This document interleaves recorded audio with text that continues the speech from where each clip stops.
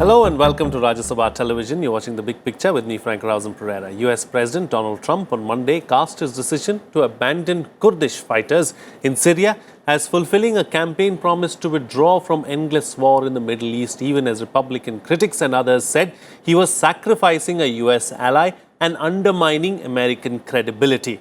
Trump declared US troops would step aside for an expected Turkish attack on the Kurds, who have fought alongside Americans for years, but he then threatened to destroy Turkey's economy if they went too far. Even Trump's staunchest Republican congressional allies expressed outrage at the prospect of abandoning Syrian Kurds who had fought the Islamic State group with American arms and advice. Trump said he understood criticism from fellow GOP leaders but disagreed with them. He said he could also name supporters, but he didn't.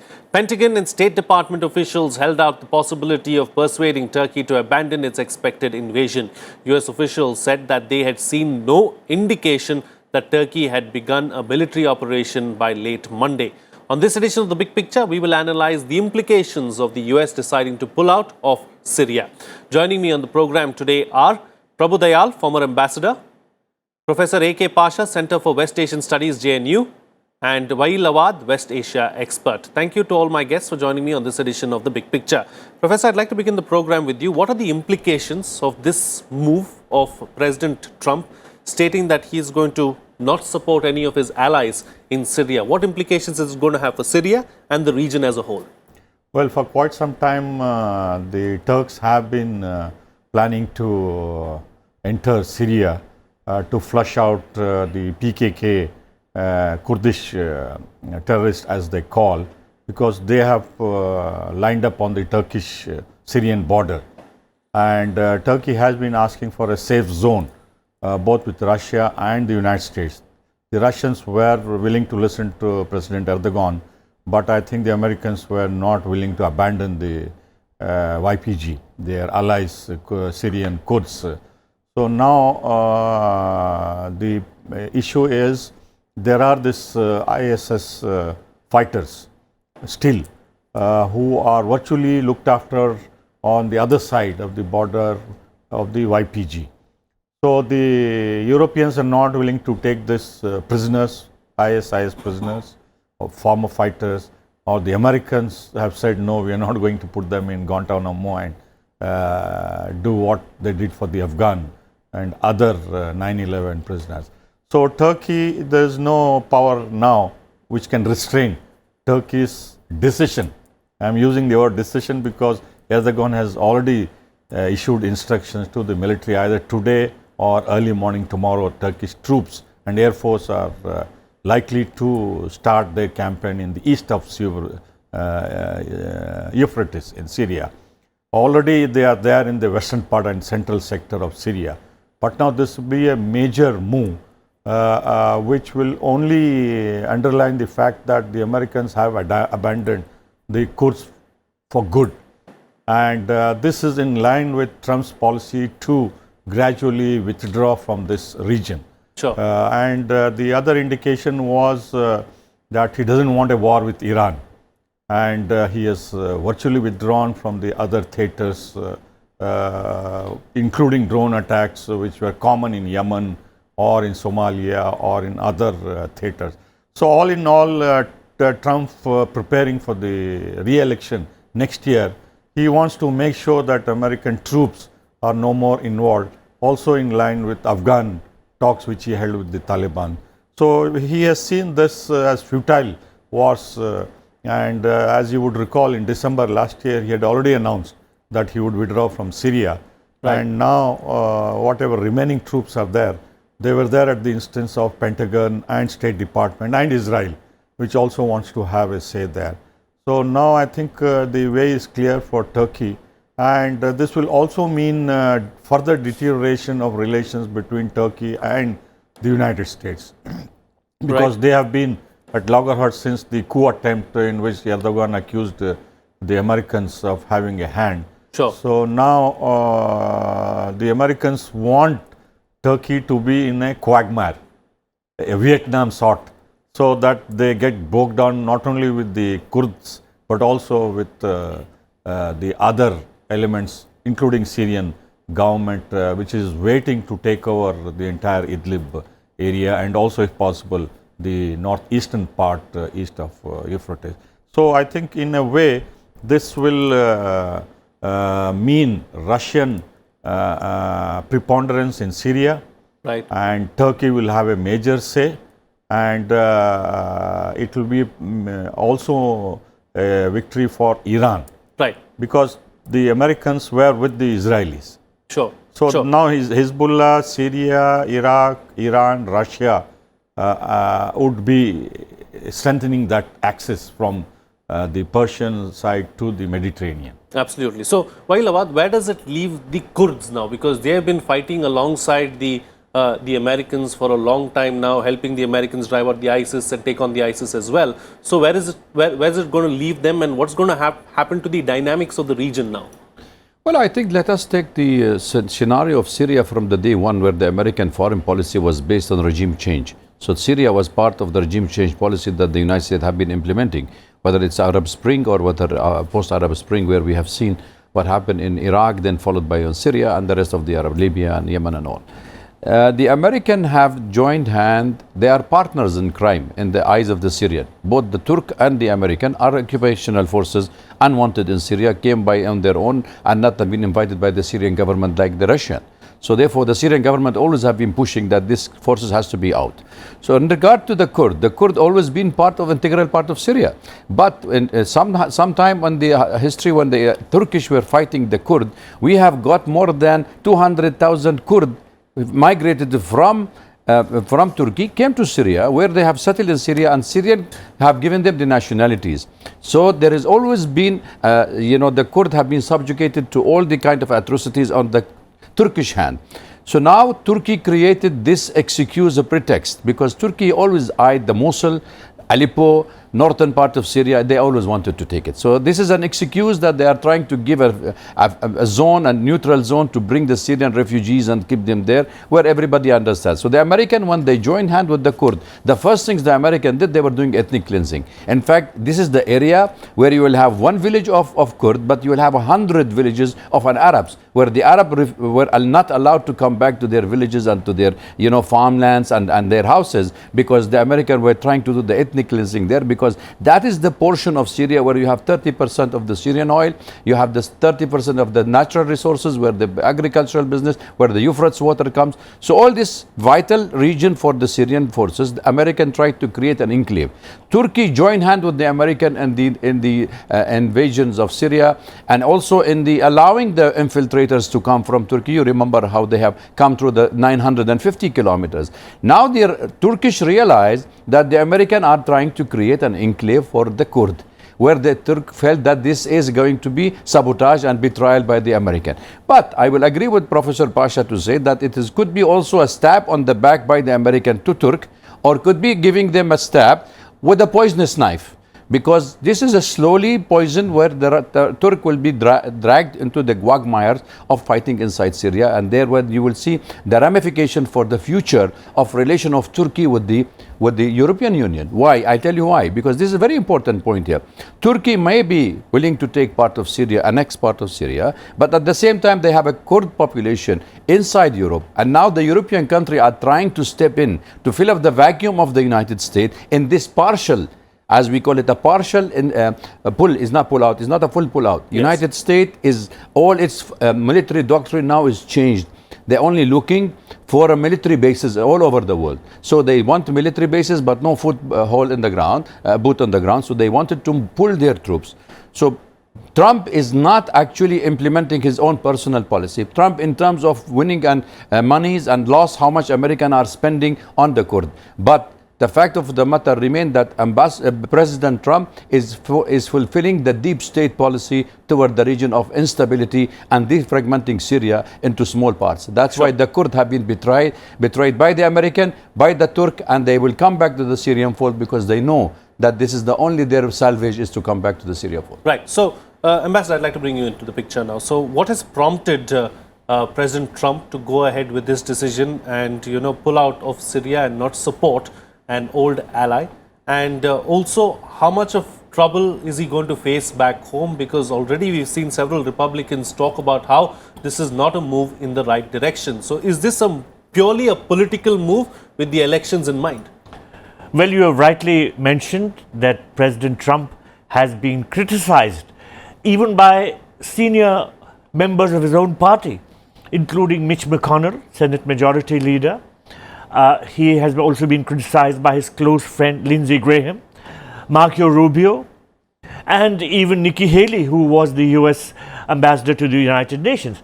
They have said in one way or the other that this has been a big betrayal of the Kurds, this has been a catastrophic betrayal, and that this amounts to backstabbing them. But as Professor Pasha mentioned, in December too, President Trump had announced that he would withdraw from Syria. And there had been an outcry in the United States, and Mitch McConnell had had a resolution passed and sent a clear message to President Trump to hold back. And that is why, although the Defense Secretary James Mattis had resigned at that time, President Trump had held back his decision to withdraw. But frankly, everyone who has been following American policy in the Middle East knew that such a decision would come sooner or later, because it squares up with President Trump's election promises. You rightly said that elections are around the corner again.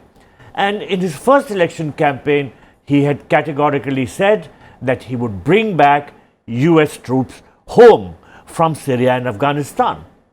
He had enunciated his doctrine, America first, which meant that Americans should not be fighting in wars or places which were not really their own, or which did not involve their interests so directly.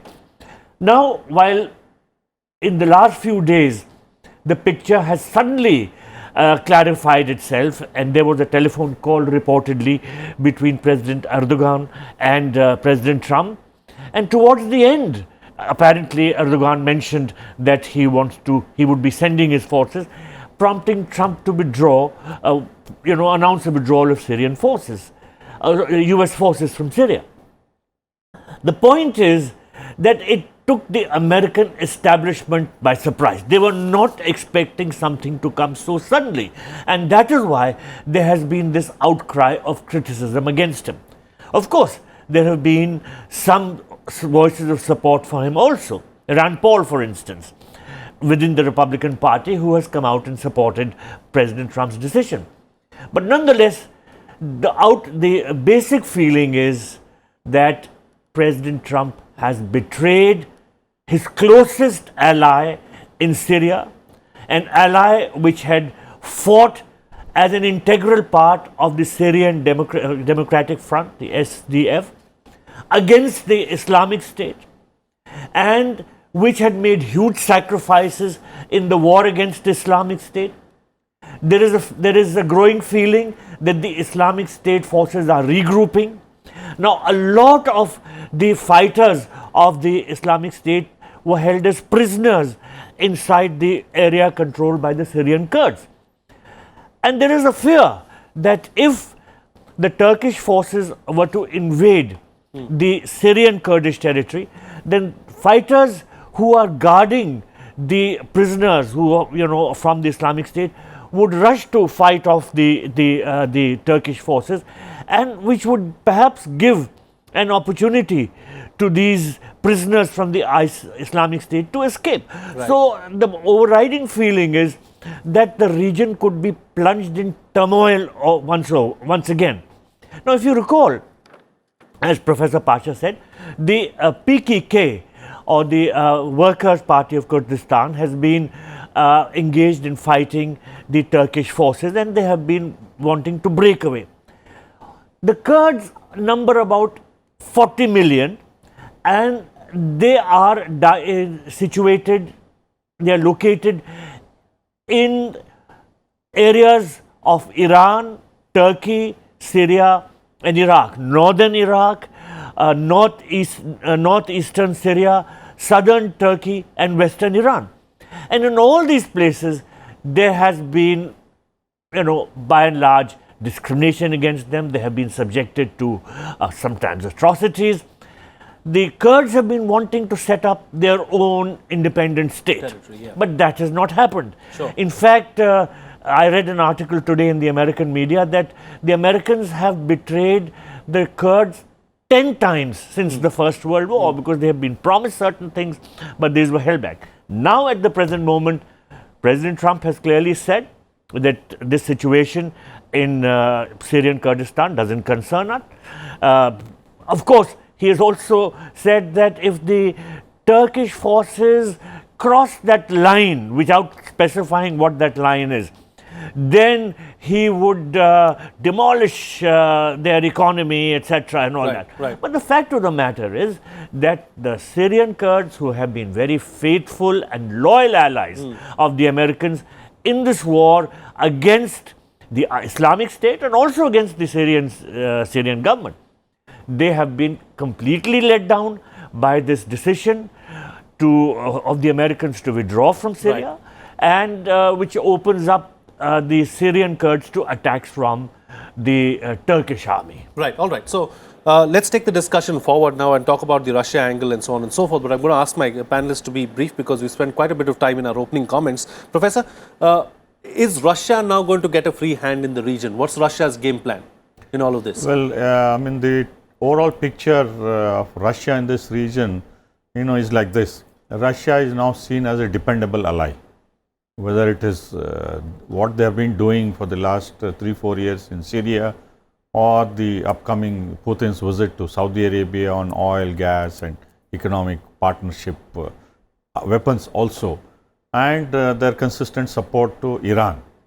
And Putin has by far managed to have good working relationship with Israel also, Netanyahu in particular, and with the other Gulf states also, Qatar in particular, UAE, Jordan, even Palestine and Egypt. The Russians have established fairly good ties.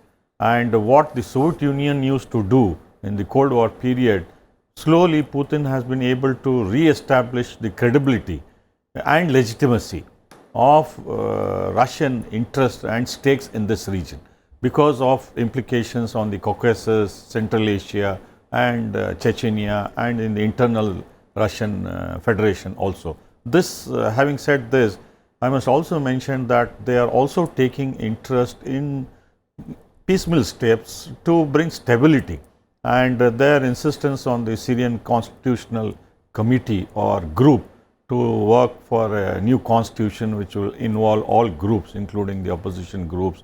I think Bashar al-Assad was reluctant, but they have been quietly pushing this idea to Syria. Iran also has been in this league. So, on the Arab-Israeli issue, on Syria, on Gulf, they have a new security proposal which is now being talked about even by American allies like Saudi Arabia, UAE, not only Iran.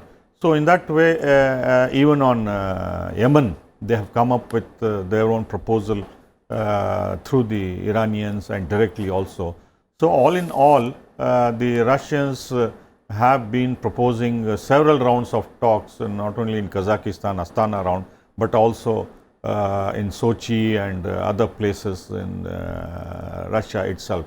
So, the Russians now, having got the invitation from Bashar al-Assad in Syria to help them in the situation there, they have managed to bring about stability in this region, and more countries are now looking not to America but to the Russians to manage several conflicts within the broader region of what you call West Asia and North Africa. Right. So, in that way, both Russia, China, Iran and Syria and the other states are likely to play an important role, notwithstanding the American interest and stay, because the Americans still have bases, troops in all over the region from Bahrain to Oman to Kuwait.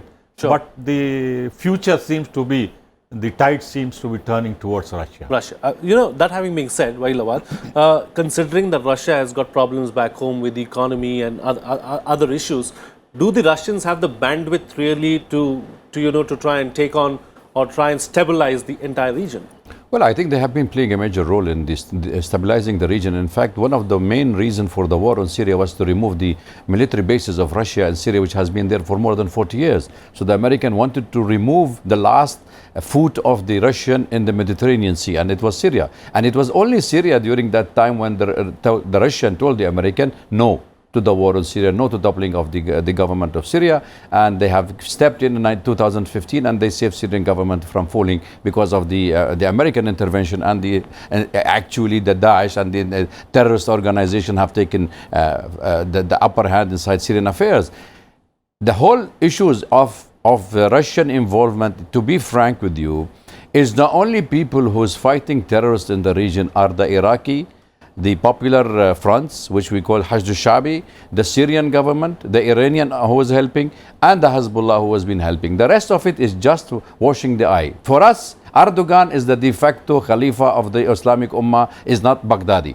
We all know that he is the one who is behind it. For the United States, they have been always giving the shelter of the Al-Qaeda in Afghanistan, then in Iraq and Syria, and that's how Daesh was born, is the same coin, two faces of the same coin. So they have been abetting and training and doing everything, but publicly saying that they are fighting terrorism. In fact, terrorism become a tools in the American and the West hand to use it for a political mileage in different country. So inside Syria, they have realized, even the Russian president said, tomorrow Damascus fall, they will be in Tehran and they will be in Moscow. Because if you look at the composition of the terrorists and mercenaries who have been in the area, you will realize there was 108 nationalities, where you had more than 150,000 people. Now, most of these people remained inside the territories because as per the intelligence of the Russian, the American have siphoned many of the terrorist organizations to Afghanistan, to Libya, to Yemen, and to create more havoc in different parts of the world. So Russia have recognized this fact and the challenges for the future. So tomorrow, if Turkey invade this part of the world, I think Russia will pay the price, and including also and the Turk, because there is a big problem in this region where the countries involved in the fighting in Syria, the mercenaries, have lost their nationalities. Right. Tomorrow, who will be accepting them? So they will be moving inside Turkey, because Turkey itself have 12,000 of ISIS who have joined them. So it is exactly the same picture of mercenaries inside. So Russia realized there are more than 12,000 Chechen also were also fighting along with Daesh inside Syria. So all this, all in all, Russia have recognized that this terrorism is a tool. We should remove it and eliminate it from this region. That's why the influence of Russia has become and filling the vacuum of the United States inside West Asian region, and also now having the upper hand in the foreign policy decisions of many of the countries in the region, because people trusted the Russian more than the American. The American go to the area, invade, create an anarchy, then call the international and regional party, come and fix up the mess. American wanted somebody to manage the crisis, not to find a solution. Sure. Okay, Ambassador. So does all of this make the Israelis anxious now? Because the Americans want to pull out of Syria, they want to pull out of Afghanistan, so it's losing its foothold really in this particular region. Where does it leave the Israelis? Apart from the Israelis, it makes the Iranians very uneasy. In fact, today itself, the Iranian Foreign Minister Javad Zarif telephoned his Turkish counterpart and urged him not to cross over into Syria, because the balance of power in that region will be totally upset with a Turkish incursion into northern Syria. Of course, the Turks say that they want to establish a peaceful corridor along the Syrian border. They say that we are housing 2 million Syrian refugees and we want to relocate them inside Syria, for which reason we need this long peaceful corridor, and the Syrian refugees will be accommodated there. But a Turkish invasion will be met with Kurdish resistance, and there will be another flare-up which will disturb this already disturbed region. So the Iranians are worried, the Israelis are worried. Of course, many American lawmakers say that the American decision to withdraw its forces from Syria will benefit the Russians, will benefit the Syrian government, the Iranians, and may rejuvenate the Islamic State. So in a nutshell, the entire situation will be up in the air. There will be upheaval, and it will be very difficult to forecast how things will unfold. there may be pressure on President Trump to still retain a lot of some of their forces there, although the initial pullout has begun, and by all accounts there has been some shelling from the Turkish side onto the Syrian Kurds. How do we cope with the situation? India itself, India is having its own problems dealing with the Turks, but I think we should not go beyond giving friendly counsel to all these countries, which we always do. Right. We do not want a conflagration there because it's a very disturbed region. We have Indians working in several countries there, and there could be a lot of turmoil for them. We also have to wait and watch what President Trump is going to do next, particularly as regards Afghanistan, because Sure. he had promised to pull out from Syria and from Afghanistan, and we have been very cautiously watching the situation in Afghanistan. I think that is going to be a matter of concern for us also. Absolutely. Okay, quick closing comments now from all my guests with the best way forward, starting first with you, Professor. Yeah, the big picture which is emerging from this American decision and what has been happening over the last 3-4 years, if not more, is that the Americans, Israelis, and their allies like Saudi Arabia and all, they tried to intervene and change the situation in their favor, either fragmenting Syria or Iraq. That has not happened. Right. These states are now compact states, and I think we are inching towards what Iran, Russia, China, Iraq, Syria wanted, and that Sure. was the status quo. Right. The attempt by these regional and extra-regional powers to change the status quo in their favor, I think it is slipping from their hands, and I think we may hope to have greater stability. In the But region. for the Turkish invasion, which will be short-lived, because under the garb of peace zone, actually it is a land grab. Right. They Right. want to take away the land and people them through the Syrian refugees for future use, but I think that will backfire. Okay, all right. Vailawal? Well, I think if we have to address the American foreign policy toward the region, particularly towards Syria and Turkey and also the West Asian affairs, and we will realize that the American trying to woo back the Turk into their fold after they have come too much strong to the Russian side, and also they have also been trying to disintegrate Syria, because American basic concern in the Middle East affairs was based on two things. One is the oil and gas, and the second one Israel hegemony in the region. So Right. if they wanted the gas and oil, they have already have the full control on that, and now you can start seeing the Yemen crisis, and the Strait of Hormuz is part of the bigger plan of the United States in this part of the world. The second part of Israel is actually Israel. It is there doing in Israeli favor. Everything is there because Israel politically, economically, militarily is the strongest place in that region. But with the outcome of the war on Iraq, on Syria, and Lebanon and Palestine, now we can see, as a professor said, the resistance crescents or the resistant bloc have been gaining the upper hand against the plot which they have planned in the side Syria. Now the American will find a new allies. They will find the Israelis, the Saudis, and few of the Gulf states to fight Iran from the other side. So you're always looking for a new battle zone, so your arm industry is flourishing. Okay, all right. Ambassador, close the show for us with the concluding remarks. Well, President Trump made a very cruel comment by saying that the Americans had given lots of money and arms to the Kurds. Now, that is not the sort of language you use for a very close ally.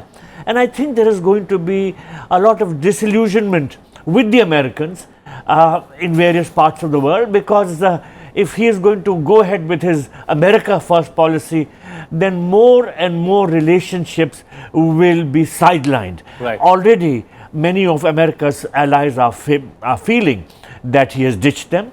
And this particular episode where the Americans plan to withdraw from the Syrian Kurdish areas and thereby plunge the region into more turmoil will be something that will not only be criticized in the United States, as it already is being, Right. but will also be watched with great trepidation in other parts of the world. Okay, all right. On that note, then we'll call it a wrap on this edition of The Big Picture. Thank you to all my guests for joining me on the program and putting things into perspective for us. That's it from me. See you again next time.